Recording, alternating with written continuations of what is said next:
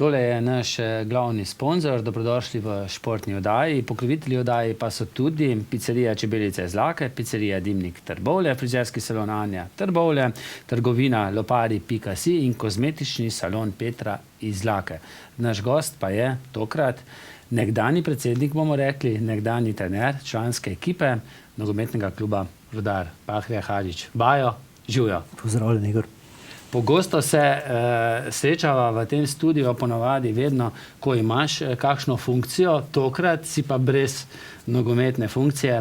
Prejšnji teden si po tistem porazu doma rekel dovolj in si odstopil od obeh funkcij kot predsednik kluba in tudi kot glavni trener članske ekipe.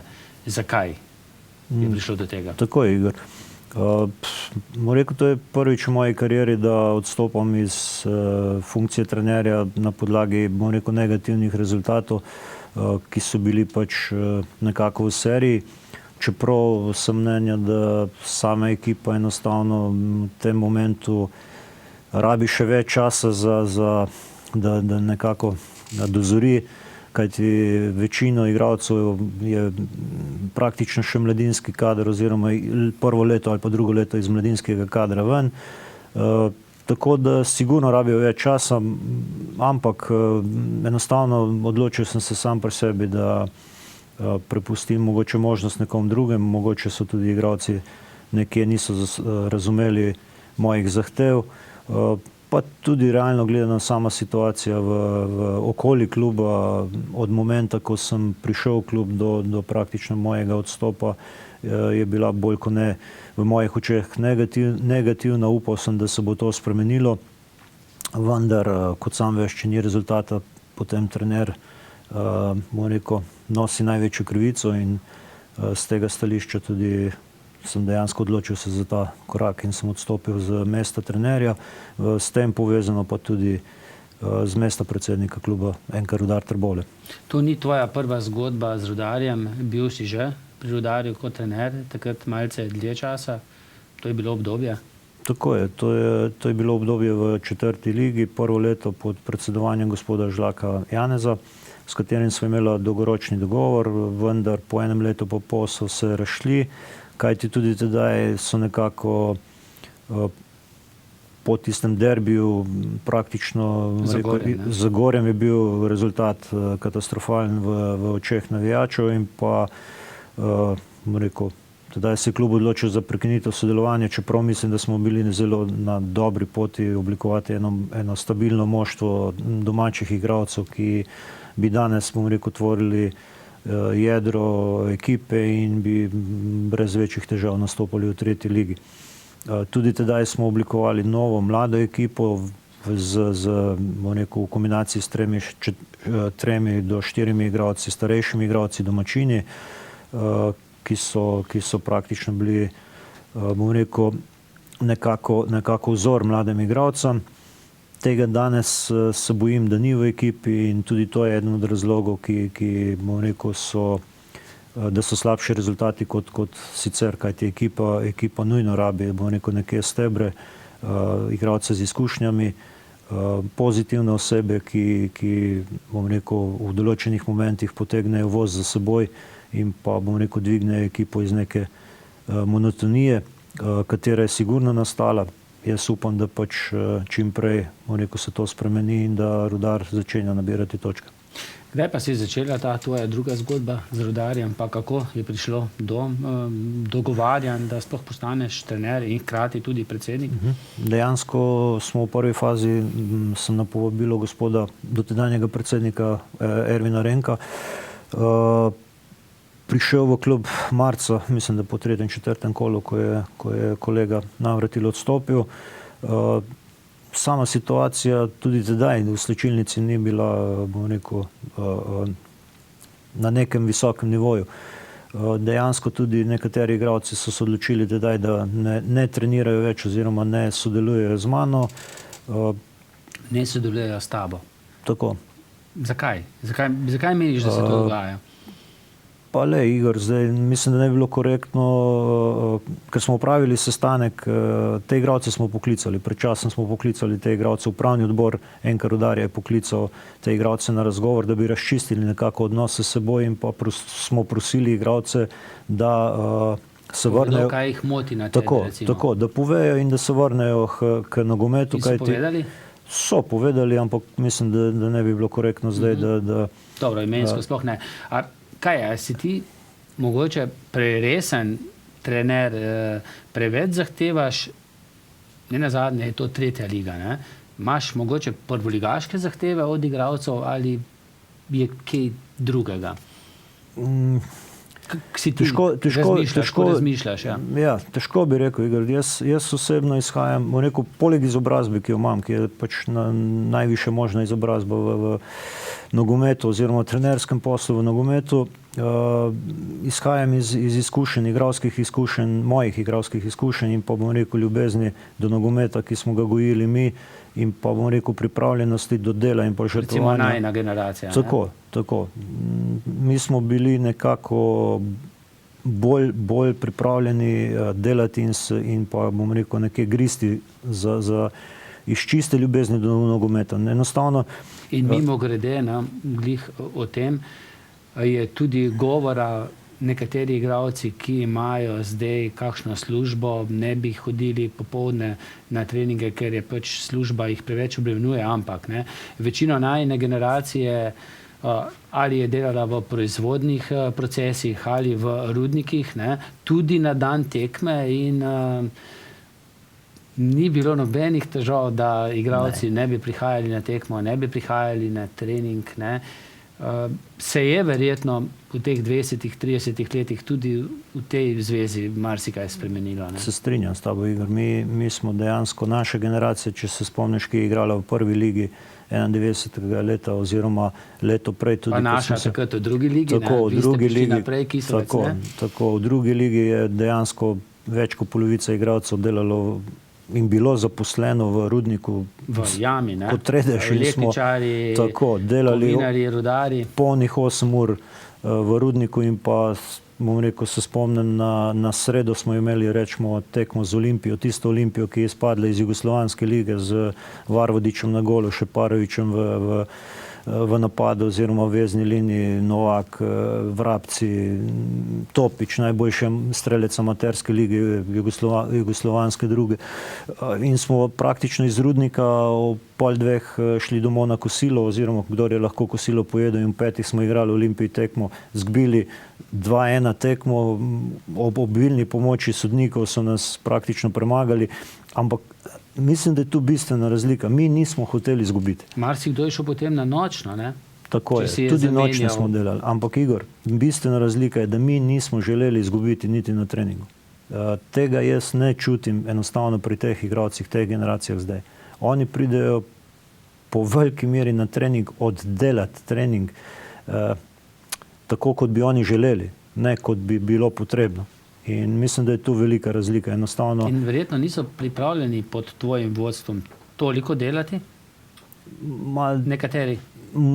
Mogoče pod mojim vodstvom. Zdaj jaz bi rekel, bojim se, da niso pripravljeni nikjer delati. Kajti dokaz za to je, da večina njih nikamor ne gre iz Zasavja oziroma iz teh klubov, kjer so, oziroma se selijo samo iz Zagorja v Trbole. Razen, ko pride recimo v nek klub, Maribor ali kak drug klub, kjer je pa plača, kjer so pogodbe. Niti ne bi rekel pogodbe in vse to. Zdaj malo se moram korigirati, bom rekel, so pač izjeme. Kot Jean Ferrand, ki je, bom rekel, tudi kot deček oziroma kot mlad nogometaš kazal afiniteto oziroma sklonost do dela, discipline, želja za uspehom in tako naprej. Tukaj so še par igralcev, nažalost ampak njih po 18, ne? Njih po 18, ampak bom rekel, nažalost, te ne ostanejo v Trbolah oziroma v Zagorju. Kot mladi že grejo ali v Bravo ali v Domžale, kjer poskušajo narediti kariero. Ampak govorimo o teh igralcih, ki so nekako, ki imajo predstavo sami od sebi, da so igralci, ki lahko igrajo na višjem nivoju in so tu v Trbolah in Zagorju, ampak dejansko roko na srce, če pogledamo njihovo bom rekel, udejstvovanje in pa njihovo Samo tisto, kar prikazujejo na tekmah in pa na treningih, mislim, da ni dost. Zdaj, lahko kdo zameri, ampak to je moje pošteno mišljenje. Pa še enkrat si bo verjetno treba naliti čistega vina in povedati, da vsak, ki prihaja na trening, v prvi meri prihaja na trening zaradi sebe. Ne? Messi ne igra zaradi Barcelone, ampak seveda igra za Barcelona, ampak igra za svoj denar, za sebe. Verjetno začel igrati zaradi tega, ker je imel neke ambicije, ampak zato, da se je z nekim športom ukvarjal, tako smo se tudi mi. Ne? Čeprav si pripaden klubu, ampak še vedno v prvi meri prideš, da treniraš za sebe, da nekaj zase narediš in ob tem tudi nič ne plačaš. Ne? Sigurno. Kot otrok plačaš, da si lahko na treningu. Tu pa imaš 4-krat na trening, 4-krat na teden plačan, organiziran trening, ki ti ga ni treba plačati. To, če greš pa tenis trenirati, ali pa plezanje, ali pa kak kickbox, karate, pa tudi kot član plačaš, da lahko treniraš. Tako da v nogometu je pa še vedno tako. Dobro, naj bodimo veseli, da sploh pride na trening. Ni res, ne? Ja. Tu mislim, da so tu neki ostanki še preteklega obdobja, ker je pač bil sistem, bom rekel, naklonjen socialni in pa samem športu. Mislim, da danes, nažalost, enostavno v tekmovalnem smislu, ker prej si rekel tretja liga. Tretja liga je že visok rang. Če pogledamo nemško tretjo ligo, je že visok rang. In tudi tretja liga v Sloveniji je visok rang. Če gledamo, so samo še 2 lige više. In ne glede na to bi mogli igralci več pokazati. Zdaj, plačana vadba, sigurno. Greš v fitness, plačaš letno karto, plačaš mesečno. Kdaj je rešitev za klube? Ker vsi klubi, to je škoda, da si lažemo. So v finančni stiski. Tako Kizoška Svoboda, kot Hrastnik, recimo, kot Trbole, Litijah, Zagorje. Dobro, nekaj se iz proračuna dobi. Iz fabrik zasavskih že zelo malo, ker jih praktično ni. Tiste tradicionalne, ki so vlagale v nogomet sploh. Se približuje čas, ko bodo mogoče tudi člani morali plačati, da bodo lahko trenirali? Bojim se, da. Ampak vprašanje, kaj se bo zgodilo. Jaz mislim, da so tukaj 2 možne rešitve. Ali združitev regije oziroma združevanje klubov v regiji in pa poskusiti, oziroma jaz sem prepričan v to, da regija se mora združiti. Sploh v mladinskem pogonu, kjer bi bilo nujno potrebno, bom rekel, nekako sforsirati ekipe U15, kadetsko in mladinsko do prve lige, najvišjega ranga. Kajti samo iz prve lige lahko pride igralec v reprezentanco, nažalost. To postavljajo interni pogoj, bom rekel, in pa tudi na ta način, bom rekel, nekako v narekovajih kradejo igralce iz manjših klubov in jih odpeljajo v večje, v narekovaju večje klube, pač klube, ki tekmujejo v prvi ligi, pod pritiskom, bom rekel, selektorjev in pa trenerjev, da pač mora igrati v prvi ligi, če hoče igrati v reprezentanci. Zdaj, zakaj? Povezano igranje z reprezentanci je nekako direktno povezano s trženjem igralcev. In jaz mislim, da edini način je, da klubi preživijo, da tržijo igralce svoje čim bolj direktno. To, kar dela recimo Zahovič v Mariboru, Domžale, in bolj naprej proda, za višjo ceno. Kupuje, ja, okej. Mi dejansko, če pogledamo... Manjši klubi pa recimo vzgajajo, lahko pa prodajajo potem. Recimo, Igor, zadnji seminar, ki smo ga imeli trenerski, kak je 10 dni, 14 dni nazaj v Ljubljani, kjer je reprezentanca do 17 let predstavljala trening, je bilo, na tem treningu so bili 4 igralci iz, bom rekel, NK Rudarja, oziroma ki so bili lani še aktivni pri NK Rudarju. Mislim, da to nekaj pove. Ampak, nažalost, je besedica bili. Zdaj so člani NK Bravo oziroma Krško in tako naprej. In so zdaj v reprezentanci. Lani niso bili. To se pravi, da če bi bil Rudar ali pa Zagorje, ali Rudar, Zagorje, Litija, regija, ne vem, poimenujemo kakorkoli, ekipo, ki bi tekmovala v prvi ligi, se pravi, da bi te igralci lahko se udejstvovali v reprezentanci, imeli bi odprte vrate v reprezentanco, ob tem, da bi morali potem nekako pravi ljudje delovati v tem združenju regije in pa poskusiti tržiti, temu rečejo humano tržiti igralce, skozi to bi tudi pritekla, bom rekel, določena količina denarja v klube oziroma v samo to organizacijo, kakorkoli bi se imenovala, in bi lahko razdelili med klube. Mislim, da je to edina taka, bom rekel, realna opcija, ki normalno rabi čas, ne? In pa rabi ljudi, ki so iz stroke oziroma iz nogometa, tudi iz tega, bom rekel, menedžerskega dela, ki lahko to naredijo. Recimo v Trbovljah imamo gospoda Odlaska, ki je deloval zdaj v upravi, ki je tudi zdaj VD predsednika NK Rudar, ki ima izkušnje, zakaj ne? Mislim, da v Zasavju imamo in strokovno usposobljene trenerje in pa, bom rekel, ljudi, ki so že leta aktivni nekje na tem menedžerskem področju in da je to realnost. No, mogoče nekaj za pojasnitev, ko Rudar, recimo govorimo o Rudarju, vzgoji nekega mladega nogometaša in ga potem odkupi oziroma Bravo ali pa Maribor, kaj od tega potem dobi Rudar? Kakšne so to pogodbe? Pa kaj potem, ko recimo ta nogometaš podpiše za Bayern? Pripade tudi nekaj potem nazaj v blagajno Rudarja? Samo, bom rekel, to je bistveno manjši del, kot če bi direktno tržili. Enostavno, plus tega, da administrativno je to zelo težko doseči, plus tega, da enostavno obstavljajo zopet, kot v vsakem poslu, triki, ki jih uporabljajo za, bom rekel, da se izognejo te šolnine oziroma nadomestila za šolanje. Tako da je zelo težko priti do tega denarja. Po eni strani. Po drugi strani je, mislim, da ravno sedaj NZS verjetno nekako po naročilu UEFA in drugih organizacij sprejela nek dogovor oziroma tudi bo omogočila klubom direktno in pa pomagala klubom direktno terjanje, bom rekel, tega denarja od klubov, ko igralec podpiše profesionalno pogodbo. V prvi fazi, bom rekel, ti veš, da v mladinskih selekcijah enostavno v času prestopnega roka igralec lahko zapusti klub, ne da bi vprašal karkoli, ob tem, da klub, ki ga želi imeti, vplača odškodnino, ki je določena po lestvici NZS-ja in po prepisih NZS-ja, Nogometne zveze Slovenije, in enostavno tu so manjši klubi brez moči.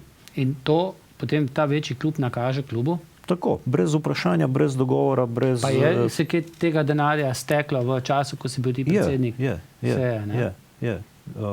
Moram biti iskren. In potem, če podpiše ta igralec, kdaj kasneje še z večjim klubom, vse kakšen odstotek spet steče? Zopet po pravilniku. Vendar moram, bom rekel, poudariti, da smo mi imeli v dveh primerih dogovor, da če bi igralec prestopil v tisti klub, kjer smo pač se dogovarjali, bi imeli še interno pogodbo, bom rekel, kjer bi ta klub nam plačal še določen del odškodnine klubu, nakazal še določen del v primeru, da podpiše profesionalno pogodbo ta mladi igralec. Tako da bi praktično Rudar bil v plusu, vendar v obeh primerih se starši nekako kot skrbniki niso odločili za te klube, ker so pač bili mnenja, da bo druge boljši, in jaz upam, da so se prav odločili in da v končni fazi, bom rekel, če zanemarimo, kaj bo Rudar dobil, da bojo pač otroci uspeli. V svojih aktivnostih. Tukaj moram poudariti, da sta, bom rekel, vsaj eden igralec, ki je odšel iz Rudarja, je pa iz Zagorja, zaletel Žan. Mislim, da je pred njim lepa kariera, če bojo, bom rekel, vsi faktori še zraven tudi povezani s srečo. Pa še nekaj, mogoče še to vprašanje. Bil si predsednik in mogoče tudi to zgodbo poznaš. Maribor je bil uspešen v teh evropskih tekmovanjih in na ta račun je priigral sebi veliko denarja, pa je tudi klubom v Sloveniji. Pade kaj iz te bogate mizice tudi Rudarju, drugim zasavskim klubom? Trenutno ne. Zakaj ne? Trenutno ne, ker... Pa ne dam UEFA ali pa FIFA prav zaradi tega denarja? Za razvoj nogometa? Ne, nažalost ne, ker bomo rekel, edini igralec, ki je sedaj dva sta po novem, bomo rekel, igralca direktno, Žan Florjanc je v mladi selekciji NK Maribora in pa, bom rekel, še mlajši Hodžić, Ades iz Zagorja je v bistvu, oziroma iz Olimpije prestopil tudi Maribor. Tako da v nadaljnem prestopu v tujino v bistvu bi lahko pričakovali potem. Od tega denarja, kupčka denarja, ki ga je pa Maribor priigral kot v sodelovanje, ali pa kar reprezentanca recimo dobi denarja, to se pa ne razdeli potem po klubih. Nažalost ne, razdelijo. Zanimivo je to, ne? Ko so govorili o nuji uvrstitve v prvo ligo mladinci kadeti. Tu je zanimivo, oziroma tudi zakaj je zanimivo nam, zakaj bi bilo zanimivo. Nogometna zveza Slovenije krije sodniške stroške in stroške delegata oziroma tekmovanja. Ne? Tako rečeno tekmovanja krije Nogometna zveza za obe selekcije. Ker je razlika med drugo oziroma tretjo ligo mladinsko, kjer plačaš vse sam. Ne? Tako da že z tega vidika je, bom rekel, plus. Strinjam se pa s tabo, da bi bilo, bom rekel, optimalno, da se ta denar rajši oziroma razporedi nižje dol. Ker te klubi v prvi ligi mislim, da nimajo, ker so marketinško zanimivi in nimajo tak problem dobiti denarja, kot ga imamo mogoče mi ali pa mogoče še nekdo v četrti ligi, kjer sigurno tudi trenirajo otroci, ki so talenti nadpovprečni in mogoče s tem denarjem bi lahko tudi imeli boljše pogoje za uspeh. No, včeraj me je Marjan vozil, nekdaj odličen nogometaš Kisoške Svobode, opozoril se še na en vidik organizacije teh nogometnih lig pa selekcij. Včasih so bili mlajši dečki do 12. leta, potem starejši dečki do 14. leta, pa potem kadeti do 16. leta. Zdaj je pa to vsak letnik svoja selekcija, kar je za te manjše klube prvič velika finančna obremenitev, drugič pa zmanjka igralcev. Ja, populacije, tako. Nažalost je tako. Zakaj pa je tako organizirano? Zato, da se steka v blagajne, nekatere blagajne, ali pa blagajno denar? Jaz bom rekel, srčno upam, da ni tako ta razlog, ampak da je razlog nekje druge. Ampak trenutno je videti tako, da dejansko, ker ti enostavno moraš plačati kotizacijo za vsako ekipo, ki jo prijaviš. Dobro, ok, po drugi strani MNZ se bojo rekli, se vam ni treba prijaviti ekipe. Ne? Kam boš podal te otroke igrati? Ne? Ker razlika je eno leto, dve igor, ti veš, da je razlika ogromna med otroci in v fiziki sami in da potem en mlajši težko tekmuje s starejšim. Bom rekel, z tega vidika bi bilo ok, ampak roko na srce, Slovenija je tako majhna in pa, bom rekel, ni enostavno otrok. Toliko, da bi lahko pa zdaj vsi klubi ali pa večina klubov sestavila za vsak letnik eno ekipo, ki bi potem tekmovala, kar pa posledično tudi, bom rekel, povzroča stroške klubu. Kaj napoveduješ zasavskim nogometnim klubom, tistim, ki delujejo vključno z Litijo?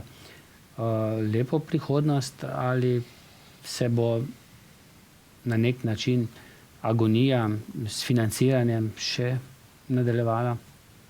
Jaz se bojim, Igor, da če bo bom rekel, stanje dalj časa takšno, da marsikateri klub bo imel velike probleme. Za Rudar sem siguren, da bo imel probleme, če občina ne bo, bom rekel, prisluhnila zdajšnjim članom uprave oziroma kakorkoli, kajti tam vadi, bom rekel, veliko število otrok in bi v končni fazi že zaradi njih, oziroma samo zaradi njih bi bila ogromna škoda, če enostavno v Rudaru se karkoli zgodi v smeri, bom rekel, da se prekine z vadbo ali pa obstojem kluba, Bog ne daj. Mislim, da tako so prej rekla, mi smo neke korake naredili in smo se združili v določenih ali pa izmenjali igralce v določenih selekcijah z Litijo, za kar se zahvaljujem, bom rekel, in staršem za razumevanje in pa, bom rekel, z obeh strani in Litije in Trbovlj in pa upravam, ki so, bom rekel, končno prešli oziroma zrasli čez okvirje, bom rekel, tega lokalpatriotizma in gledajo praktično na bom rekel, korist otrok, kajti v končni fazi igrajo otroci iz Litije višjo ligo, naši igrajo iz Trbovlj višjo ligo v Litiji U15, kadeti mladinci igrajo pri nas višjo ligo. Mislim, da enostavno regija bi mogla nekako narediti skupne ekipe, in ker enostavno ne bomo mogli kvalitativno in pa številčno ne bomo mogli sestaviti. In se lahko ogrozi obstoj kluba, ne? Če se ne bo nekako prišlo. Bojim se, da ja. Kaj pa napoveduje Sloveniji? Bo ujela tisto 3. mesto ali pa mogoče 2. mesto v kvalifikacijah za Evropsko prvenstvo, ali ne? 2 tekmi, ena recimo lahka, ena malce težja. Srčno upam, da bo, ne? Ker to je za dobro nogometa in nas vseh, ki smo aktivni ali pa smo bilo kako povezani z nogometom.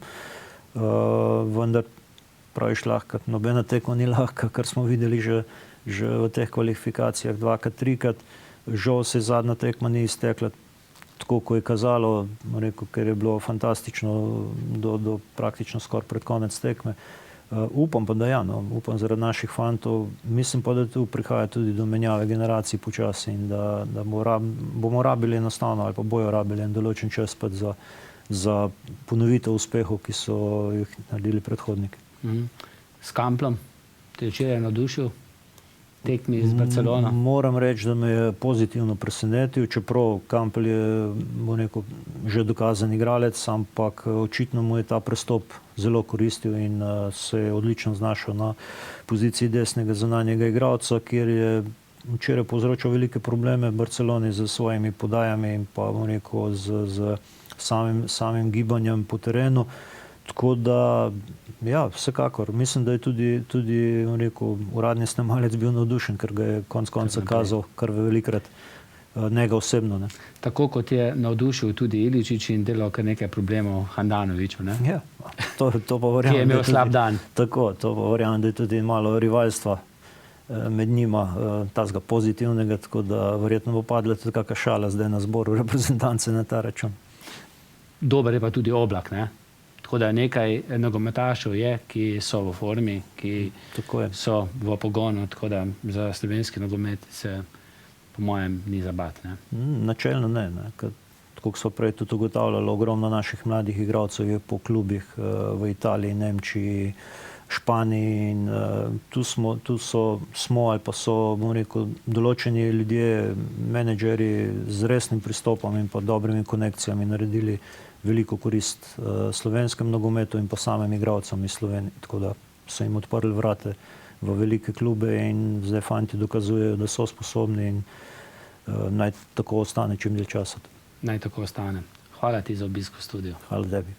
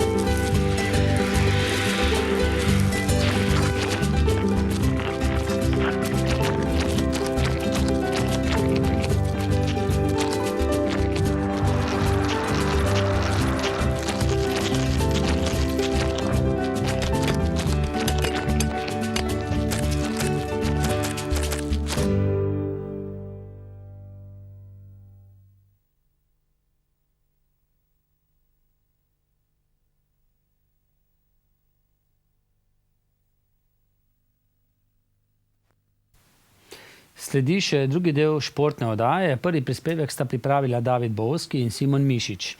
Hrastniški kajakaš Peter Kauzer je na svetovnem prvenstvu slalomu na divjih vodah pretekli konec tedna v Londonu osvojil 4. mesto.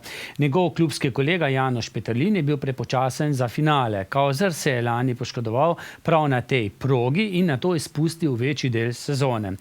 S tokratnim prebojem v finale je Sloveniji priboril kvoto za nastop na olimpijskih igrah v Braziliji. Nastop Slovencev je v Londonu spremljal tudi hrastniški župan Miran Jerič, sicer zvesti spremljevalec hrastniških kajakašev. Kakšni so vtisi po navijaškem obisku Londona? Ste kaj razočarani? Res je, tako kot za vsako veliko prvenstvo, evropsko ali svetovno ali pa olimpijado, smo tudi ena skupina hrastniških navijačev se odpravili v London, navija tako za Petra, kot seveda tudi za Janoša, ker letos smo imeli na svetovnem prvenstvu kar 2 predstavnika in seveda navijati za vse Slovenke in Slovence, ki so tekmovali na tem svetovnem prvenstvu. Mislim, da je bilo uspešno. Domov smo pripeljali eno srebrno in bronasto v ekipni vožnji. Jaz nisem nikoli razočaran. Naš častni občan Peter Kauzer je 2-kratni svetovni prvak, večkratni evropski prvak, 3-kratni skupni zmagovalec svetovnega pokala. Mi smo tako za Petra navijali, kot za Janoša, kot za ostale. 4. mesto je lep uspeh na svetovnem prvenstvu in dober obet tudi za olimpijado, za katero računamo, da si bo kvoto priboril, to se pravi za olimpijado v Rio. Lahko računajo tudi na vašo spodbudo v Riu?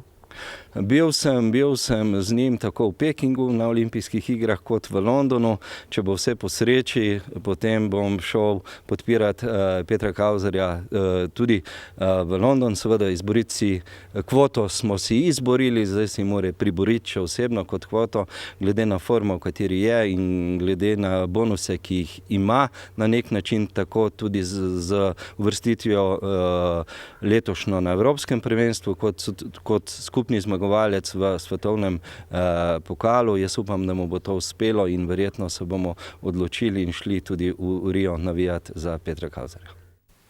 Gremo naprej k nogometu. 6. krog nogometnega prvenstva tretjeligašev je zasavskima predstavnikoma prinesel polovični uspeh. Oslabljeni Trboveljčani so v zamenjavi na trenerski klopi pri ljubljanski Iliriji zdržali le prvi polčas, v katerem je za 1-1 zadel Žan Krajšič. V nadaljevanju so bili gostitelji boljši in na koncu zmagali 5-1.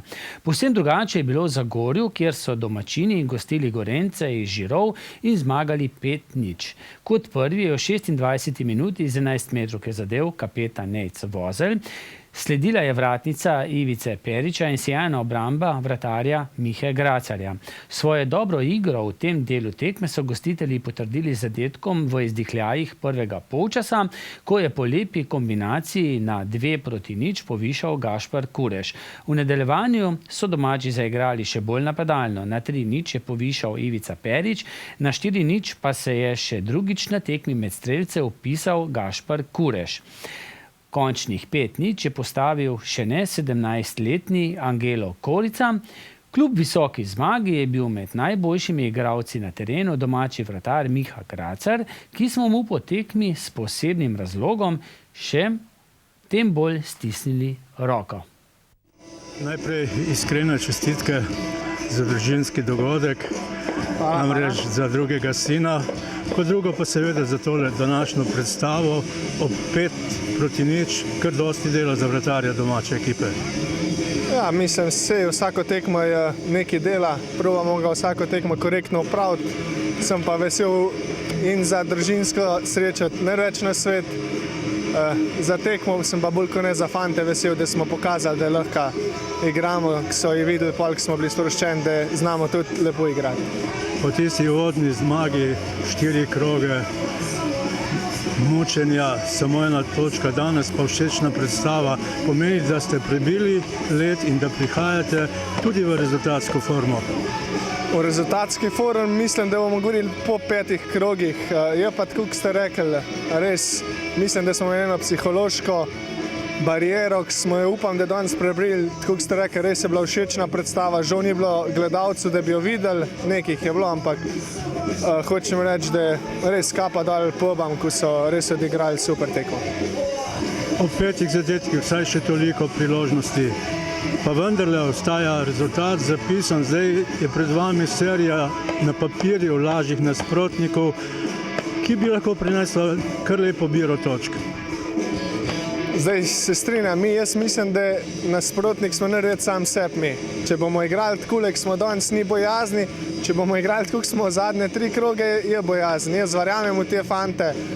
Smo ta prava, ena taka mehna družinca, tako da mene ni strah, tudi če rezultatov zaenkrat ne bo s takim odnosom, jaz mislim, ko ga pobi kažejo, da tudi rezultati bojo prišli. Zdaj greste k novincem v Grosuplje. Kaj bi lahko obljubili svojim navijačem? Zdaj obljubljati je zmeram nehvaležen v športi. Gremo pa tako vsako tekmo na zmago, 3 točke moramo prinesti domov, moramo prinesti domov 3 točke, tako da vsako tekmo po 3 točke, na koncu bomo pa spet seštevali, koliko bo to prineslo. Miha, še enkrat čestitke in pa srečno. Najlepša hvala še enkrat.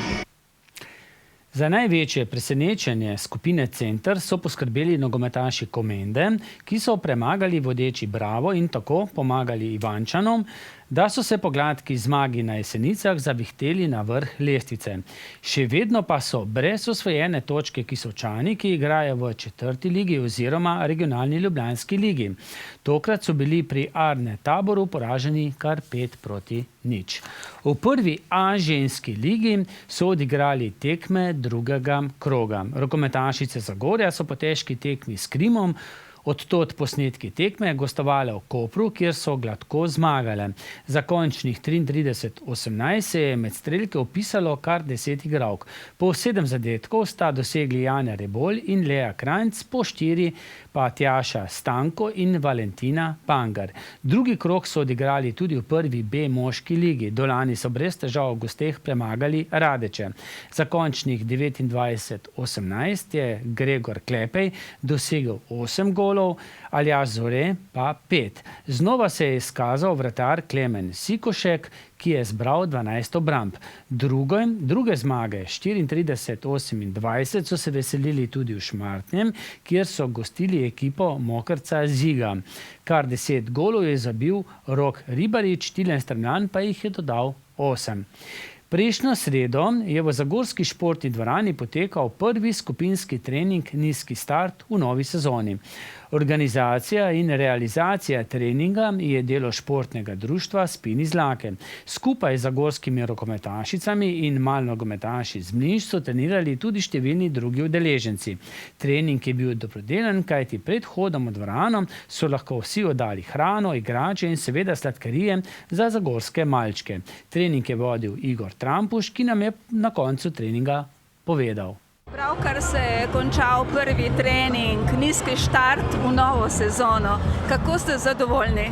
Zelo smo zadovoljni, ker nismo niti prešteli točno, ampak glede majic mislim, da je rekord padel. Lansko leto nas je bilo 123, letos pa mislim, da nas je bilo tam okoli 150, ampak točno številko še ne vem. Je pa sigurno padel ta rekord. Sem zelo vesel, da se je tu ljudi spravili telovaditi, migati, ker to ni veselica. Je kar težko zanimirati tu ljudi, da pride telovaditi. In kaj pravzaprav ta trening je za tiste, ki to ne vedo? To je najbolj množični kondicijski trening v Zasavju. Mislim, da je celo tudi v Sloveniji, ne vem, če se jih tukaj zbere na takšnih treningih. Namenjen je samo čim več spodbujanja ljudi, čim več, da se rekreirajo. Za nas je pa pač brezplačni trening uvod v novo sezono, katero začnemo drug teden. Tokrat pa je vaš trening dobil tudi dobrodelno noto. Ja, to je že ta drugič ali ta tretjič, smo se povezali z Rdečim križem, tako da tokrat smo zbirali za zagorske otroke. Pač vemo, da je kakšna situacija v državi in če lahko pomagamo, zakaj ne bi pomagali. Tudi najmlajše treba razveseliti. Točno tako. Pred dvorano pa ekipa Rdečega križa ni skrivala zadovoljstva nad dobrodelnim odzivom vseh, ki so sodelovali na treningu. Danes tukaj pred športno dvorano organizacije društva Spin poteka tudi dobrodelna akcija. Kako ste zadovoljni z odzivom? Zelo smo zadovoljni z odzivom. Gospod Igor Trampuš nam vsako leto res naklonjen to dobrodelnostjo za otroke zagorske zbiramo, tako da najlepša hvala mu in pa vsem zagorskim občanom, ker so res dobrodelni in donatorski. Hvala jim. V četrtek je v skakalnem centru v Kisovcu potekalo tekmovanje v smučarskih skokih za pokal Kokta Štajersko-Koroške regije.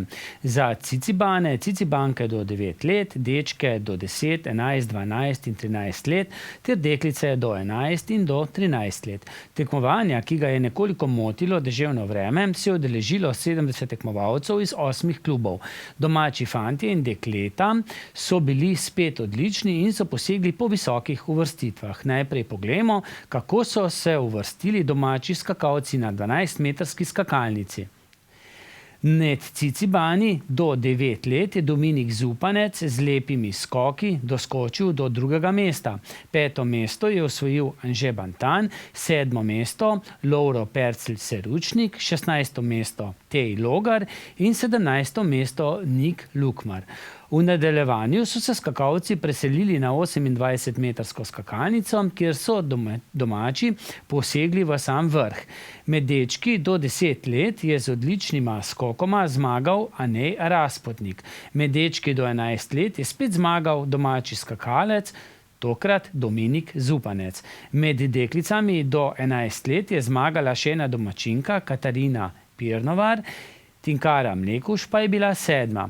V nadaljevanju so se skakalci preizkusili še na 55-metrski skakalnici. Med dečki do 12 let je zmagal domačin Lovro Pajtl. S trojno zmago pa so nas razveselili dečki do 12 let. V tej kategoriji je zmagal Matija Prosenc, drugi je bil Miha Lipovšek Ročnik in tretji še en domačin Tara Stratnik. Nikaj v Kisovcu se rojeva nov rod odličnih skakalcev in skakalk.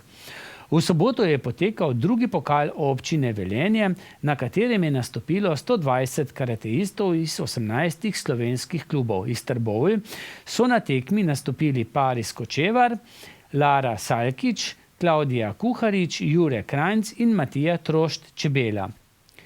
4 se je uspelo uvrstiti na zmagovalni oder. Srebrno medaljo je osvojil Jure Krajnc, dekleta so poskrbela za bronaste medalje, ki so jo osvojile Paris, Lara in Klaudija.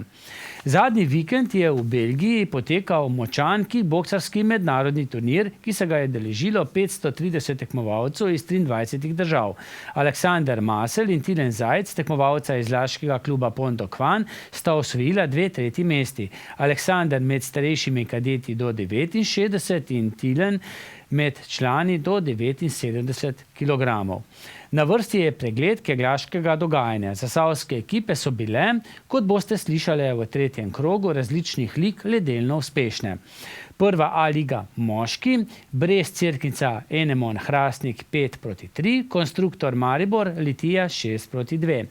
Prva B liga moški, Bela krajina Rudar Trbovlje 0-8. Prva B liga ženske, Litija Slovenj Gradec 1-7, Trebnje Dormejo Zagorje 8-0. Še druga liga Vzhod moški, Hrastnik Litija 3-5. Za Litijane je Božo Ivančič dosegel kar 661 podrtih kegljev. Tako kot v naših oddajah že v navadi, smo za konec prihranili pregled dogajanja v 2 medobčinskih ligah malega nogometa. V prvi ligi so igrali tekme 5. kroga. Antimon Bar 91, Pik Panter Zvezda Bar 1-4, ŠD Čolniše 1, ŠD Mlinše 1, 2-10, Šentlambert Gamsi, Športno društvo Mlinše 2, 1-3, Juventus Turisti 13-1 ter Merli LD Čolniše oziroma Klančiše, Barbara Bar Topničar 3-3. Ekipa Merli je najavila pritožbo zaradi nastopa kaznovanega igralca. Brez tekem v tem tednu sta med strelci, ki se potegujejo za zlati prstan ETV po posebnem točkovanju v vodstvu Jaka Bizjak iz Juventusa in Dejan Vran iz ekipe Turisti. Tretji je Jan Sotenšek iz ekipe Barbara Bar. V 4. krogu veteranske Trim lige so bili doseženi naslednji izidi. V derbiju je Športno društvo Mlinše v zadnjih letih nepremagljivi ekipi Džeri vzela točko, tekma se je končala 1-1. Odpisani Športno društvo Izlake 2-2, Športno društvo Čolniše Škoti Bekslibar 1-2, Šentlambert Tim Hrastnik 3-0, Udarnik Mizarstvo Zupanc 0-2, Proletarec Lukabar Polje 3-2 ter Antimon Almuhin 0-3. V vodstvu sta ekipi Športnega društva Mlinše in Džeri ZGD, tretje mesto si delita ekipi Športnega društva Praprče in Kisoški Škoti. V tekmovanju za najstrelca, ki se poteguje za vrednosti bon televizije ETV, instalacije in pizzerije Naš hram Kisovec, je v vodstvu Aleš Smrkolj, ki je dosegel 8 zadetkov. To pa je tudi vse, kar smo pripravili v tej športni oddaji. Lep večer še naprej.